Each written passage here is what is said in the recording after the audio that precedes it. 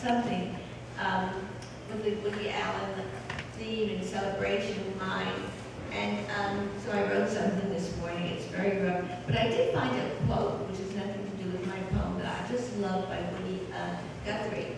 And it was, "I never dread the day that I will die, because my sunset is somebody else's morning sky." So I'm going to repeat that because I tripped over my words. I think I'm nervous. "I never dread this day that I will die, because my sunset is somebody's morning sky." I did that in this journal, April 17, 1942. Okay, so this is what I tell all my workshop students not to do. Don't write your poem. This is very, very rough. And it's called At 26 for Woody Guthrie. "I am 26 years old, driving my brown Pontiac with its hard white vinyl top that's supposed to look like a convertible, but really doesn't. Maybe a fake convertible that dreams of being a convertible.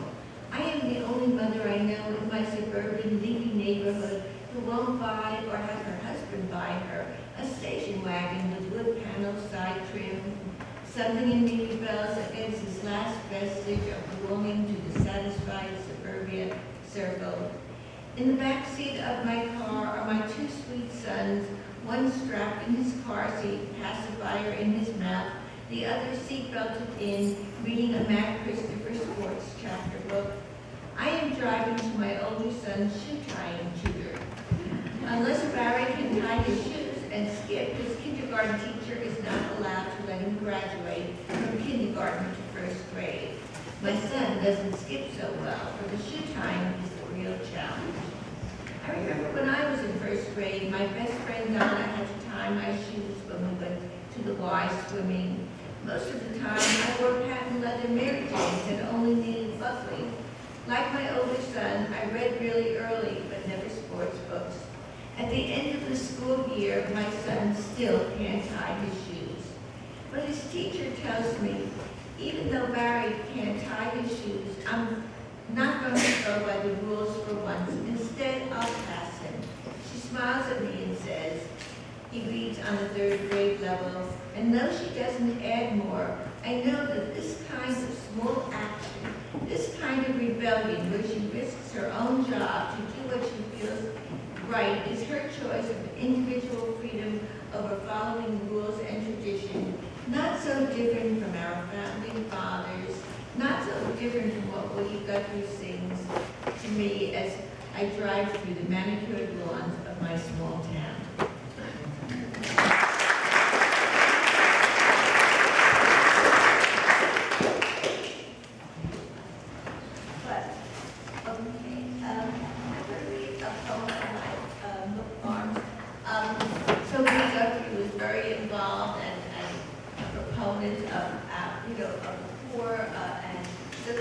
There was a time, a few years ago, things aren't so great now, they're tight, but maybe they are for everyone. And this was about the time I really felt the most anxiety about not having enough money. So, and it's called Net Worth. I don't know when I started losing control of my life. Perhaps it was after I lost all my money and got a statement from my stock brokerage firm that my net worth was 13 cents. It was at that moment when I realized that the stamp on their envelope cost more than my net worth, that I decided to look at money differently. When I parked my car at a meter, I realized the quarter I put in was about 200% of my net worth. I started to look at my life in this new way. A can of 59-cent dog food for Coco was more than 4 times my net worth, and she eats 3 cans a day. When I went to the supermarket with all the change I found in assorted pocket jackets from my closet and at the bottom of each of my rarely used pocketbooks, I thought I probably have less money on me than everyone else in the store, except the toddlers strapped in their mother's shopping carts. I do everything I can to get through this I stop at Whole Foods, a posh supermarket near me when I'm hungry, and eat sample orange slices they leave out. I eat their sample tortilla chips and accompanying salsa. Near the cookie section, I squirt myself with their tester body scents labeled brownie, mowed grass, and my favorite, waffles. I don't buy anything. I think that the Star Ledger, whose front page I stopped to read, is slightly less than 4 times my net worth. I go to the Salvation Army on Route 17 and look at clothes. All the yellow stickers are half price. I look at a Jones blazer for $4.99, which means $2.50 today. I think about all the money I'm owed by my younger son, whose mortgage money I gave him several years ago when my net worth was a lot higher than 13 cents, though he hasn't made a mortgage payment to me in 3 years, though he would if he could. I think about the money I'm owed by a Trenton organization for a group of workshops I did 3 months ago. I think how my older son gave me an emergency credit card. I wonder if his new wife will grow to resent me as I use it for prescriptions and car repairs. I think about how once I left so much money with a shrug, just so glad to get out of the marriage. I think about how I never thought all those years ago that when I ran from money to freedom, how freedom also runs away when one only has 36 cents in her unraveling tapestry purse.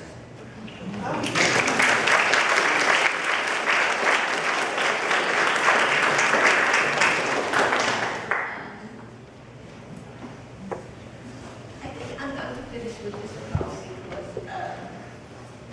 my brother is here and he's mentioned in it.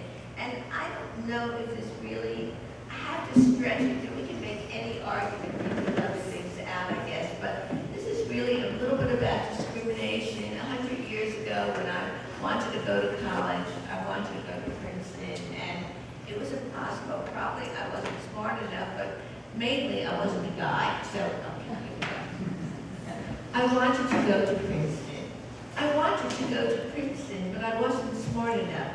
And anyway, they didn't take girls in those days. I wanted to go to Princeton, but I didn't. And anyway, it was my brother's job to go to a good school, or at least get a scholarship to a decent school, even if it were not Princeton. And it was my job, if I couldn't go to Princeton, to at least marry a guy who had gone to Princeton. So when I was at a female school, Douglas, 20 minutes from Princeton, I dated Princeton guys, not Rutgers guys, whenever I could, though I had to take a less attractive-looking Princeton guy than I would have if I had been dating a Rutgers guy. And the Princeton guy traded up in looks if he took out a Douglas girl rather than a Radcliffe or Vassar girl. And I could have married one guy from Princeton.